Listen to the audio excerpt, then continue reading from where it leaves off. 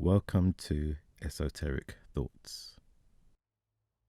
As children, I'm sure we have all made fun of people and been reprimanded for it, but at no time would anyone expect a child to be violently killed or physically abused for simply making verbal fun of someone.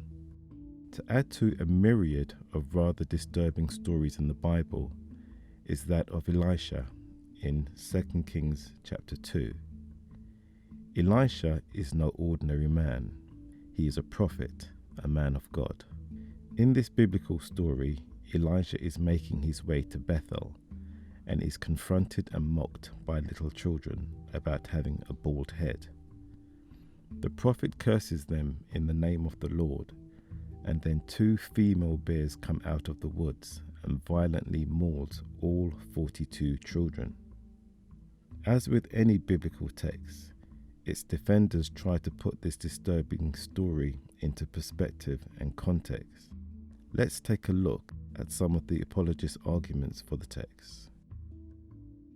Some argue that there may be a translation discrepancy, as the original Hebrew text has a broad use of the term children, and it could refer to young men, possibly teenagers or slightly older, rather than young boys.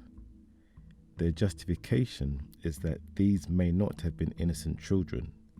Instead, they could have been immature adults who should have known better. Some believers point to the significance of the location and number 42 as key in giving clarity to the story of Bethel, the house of God. This was a known location for idolatry and worship of pagan gods. They also assume the 42 young men were probably servants of the pagan gods.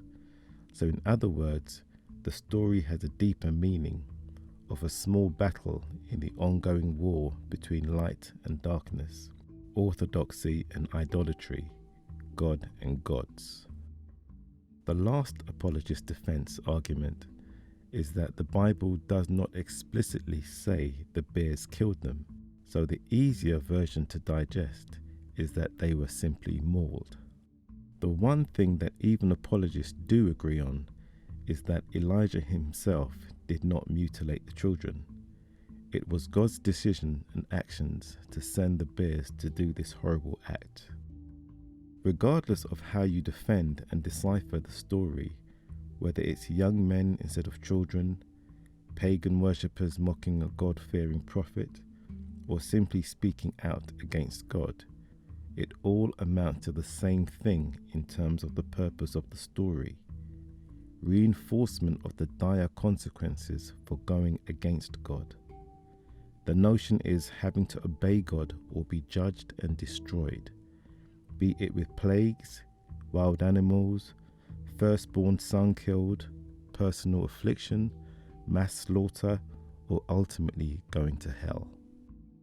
There is another interpretation of this story, one with even deeper esoteric roots, one that many biblical stories are based on. Please post your comments below on what you think this could be. Thank you.